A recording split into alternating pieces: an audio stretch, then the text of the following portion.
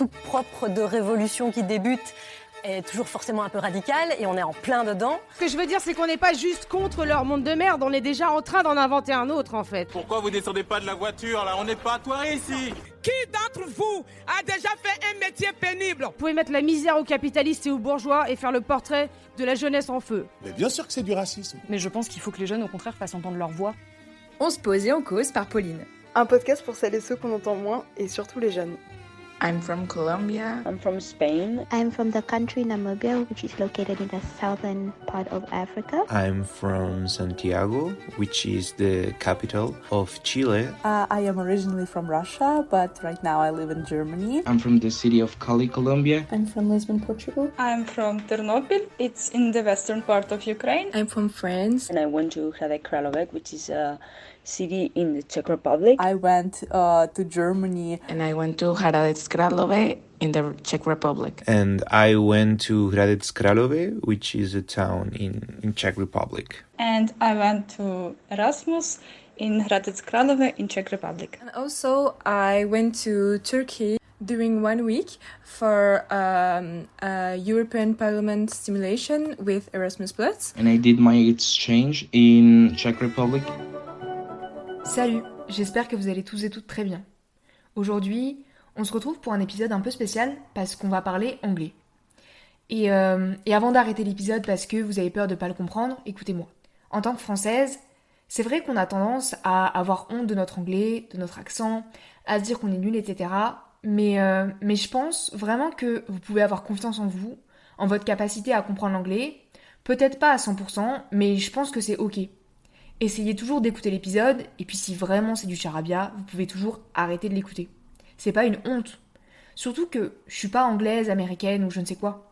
J'ai appris l'anglais comme j'ai pu, et les témoignages que vous allez entendre dans cet épisode, ce sont les témoignages d'étudiantes internationales pour lesquelles l'anglais n'est pas la langue maternelle. Bref, tout ça pour dire que on va tous et toutes faire des erreurs en parlant, qu'on va tous et toutes avoir plus ou moins un accent, et que tout ça c'est ok. Je vous laisse donc avec mon anglais, parfois douteux, et les témoignages de mes amis. In one word, it will be unforgettable. I think that was the best decision I ever made. 3 words I would say it was an out-of-body experience, it was fun, and it was challenging. Because I met amazing people, I got to get to know a new culture, different countries. It's really hard at the beginning, but in the process you meet new people that it's in your same situation, very far away from their family. Because it's really like get you out of your comfort zone, and that is totally necessary. So there you create basically a new family. I would say that Erasmus experience gave me a lot of confidence, and especially confidence in my language skills, because I realized that when I'm meeting new friends, they don't pay as much attention to my English skills. And I have memories that are gonna last for my whole life. I would say that it's a life-changing experience. It showed me everything I was capable of. So really, I recommend it to everyone who can. And I think I will absolutely recommend it. Hi everyone, I hope everything's good for you. Today we're going to talk about studying abroad, because for those who didn't know, I spent the whole year abroad in Czechia or Czech Republic as you prefer, to pursue my bachelor in political science. There I've met amazing people, and those people supported me when I was doing my podcast, even if they did not speak French and could not understand my content. And that's why I wanted to do this episode in English, to thank them and to let them speak. Because we're all international students. We all arrived in a new country, speaking English more or less, and knowing nobody. That's where we're gonna start, back in the beginning, in September. My first impression, it was perfect. I would say that since it was my first time in Europe, I was pretty much shocked by everything. Everything was new for me. So my first impression when I arrived in my host country, I was like, wow.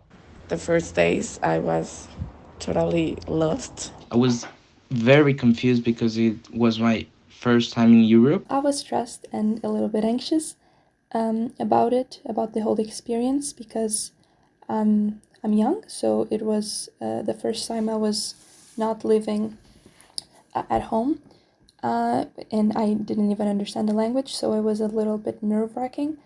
And I would say that at the beginning I felt very strange and like an outsider. And when I arrived, I didn't find my flight, so I just cried. My first impression of the country was not good. I arrived there super late. I almost lost the train. The house was tiny. Everything was super cold. Czech people were not friendly at all. Everything is so organized, so like ruled. I was kind of surprised because people, they are not so open-minded. I think I felt very confused but very excited of whatever was coming next. After 1 month, it was better because first of all, I improved my English, and also I met a lot of people very, very kind, and it was very amazing to share a lot of things with them. And I ended up having a great time, and I fell in love with the host country. And yeah, it made me feel super welcome in the end. The country in itself and the people that I met there were also super cool. I remember when I arrived in Czechia, I was really afraid. Not afraid of living alone or not having friends, but I was afraid of English.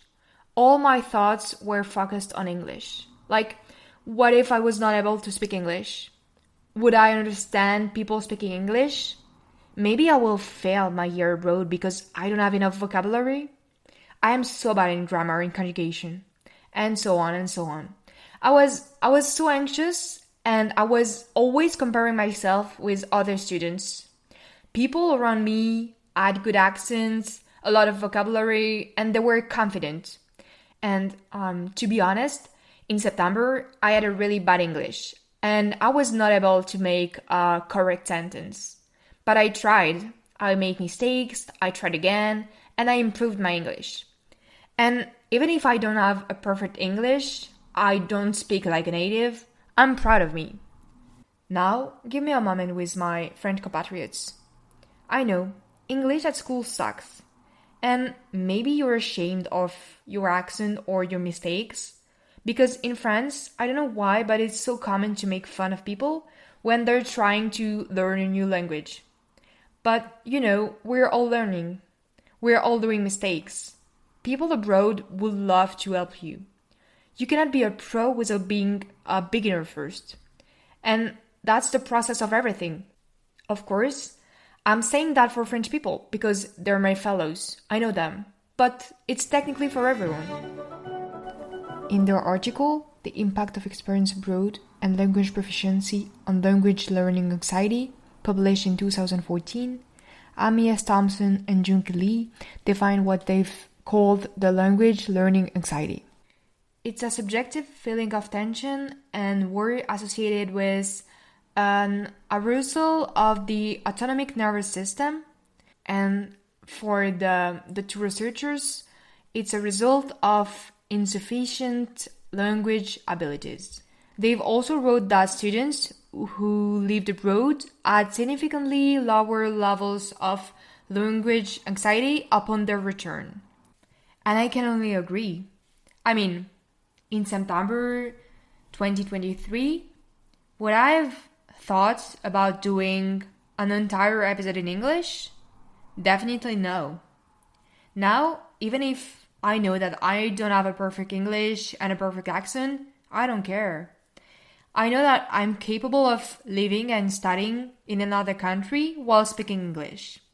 I know that beside my mistakes, people understand me. And I think that the whole point of language is being understood by other people is the main feature of every language. And I think we tend to forget this characteristic. I would add an article published in 2007 by Dan Denway and called Language Learning During Study Abroad, what we know and what we have yet to learn. In this article, the researcher highlights the significant gains in speaking and listening while abroad. On the other hand, gains in reading and writing are less important. Indeed, abroad learners may not have an advantage in terms of vocabulary, writing production, and so on and so on.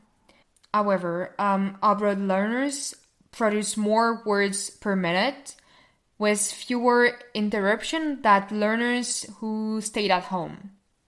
Abroad learners develop strategies and abilities which facilitate vocabulary acquisition. Now, I will tell you something very, very, very important. If you have the chance to go abroad, to work, to study or whatever, don't think too much and just go. As I just said, it's one of the best ways to learn a new language, a new culture, and to know yourself more. And it did not work only for me. It worked for many, many international students. I wasn't so confident in my English skills because I didn't have practice at all before I came to Czech Republic. Since my country was colonized by English-speaking people, speaking English has always been like I think I'm used to. Technically, English is my first language. Like my English level was okay for taking classes in English, but like I was worried about if I could like having a normal life. At the beginning, I was so afraid of mispronouncing the stuff or not being as fluent as I am right now. I was not super challenged by the idea of speaking English. I thought I could manage well. At the beginning, I was like, oh my God, this is my first time taking classes in English. Is it going to be difficult?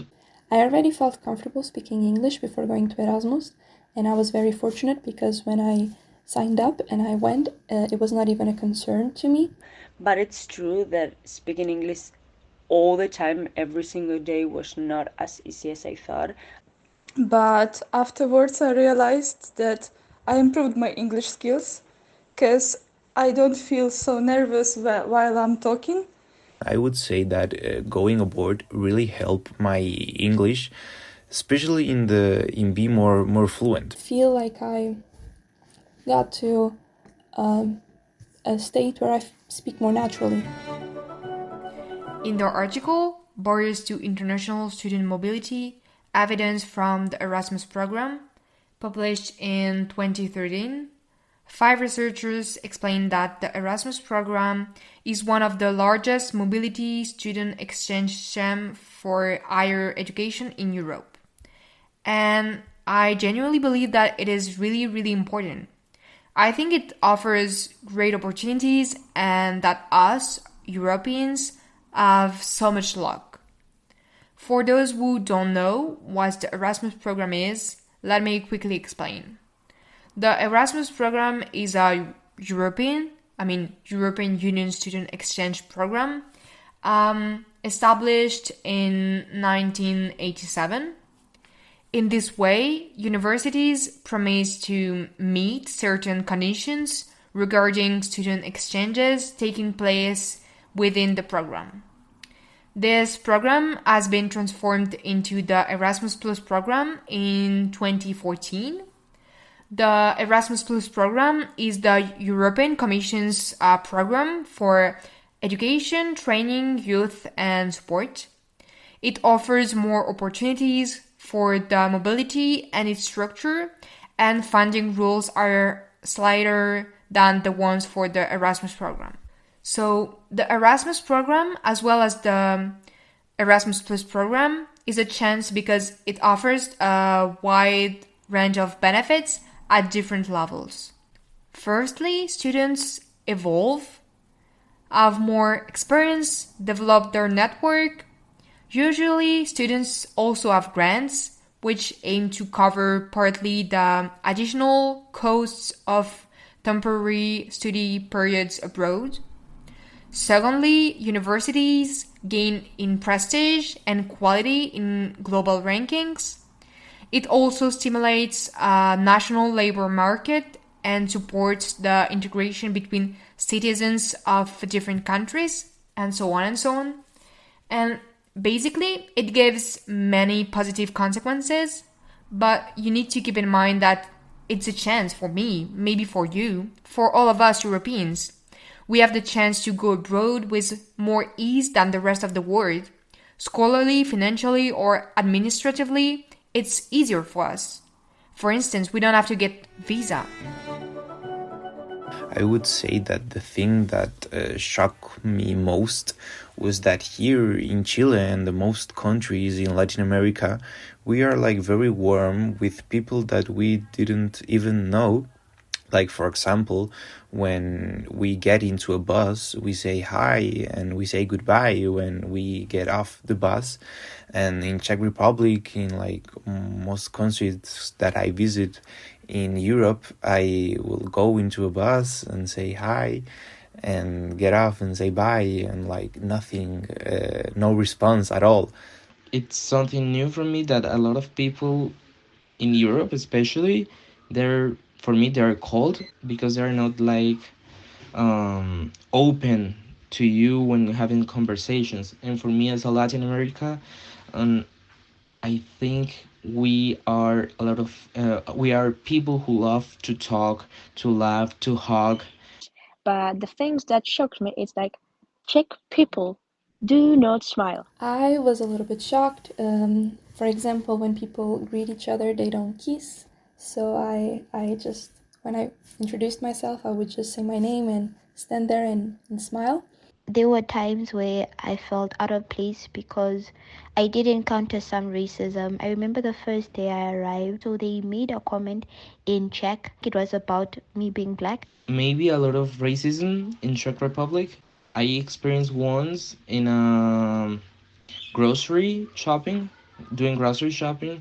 The cashier was laughing because I didn't understand the language, and it started doing sounds like an indigenous people, so that really shocked me. The others would be navigating the transport system, like the bus and all that. We don't have that back home. We use taxis to get around. And in the winter, the days were very short. They didn't have a lot of light, so it was a little bit confusing.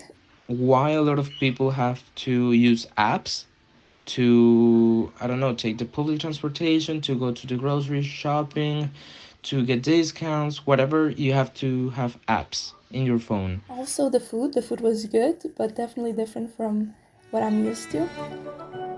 Still, I would like to conclude with a positive note. I would like to say thank you to all the people I've met in Czech Republic. Also, I would like to, again, encourage you to go study abroad, work abroad, or just go travel. Don't be afraid. There is nothing to be afraid of. You will learn a lot about others and about yourself. That's it. I would like to say thank you to all the people who shared their experiences. I hope you enjoyed this episode in English. Take care and see you soon. And as the Czech people would say, naschledanou. On se retrouve très vite pour la saison 2. Et jusque-là, prenez soin de vous. Bisous.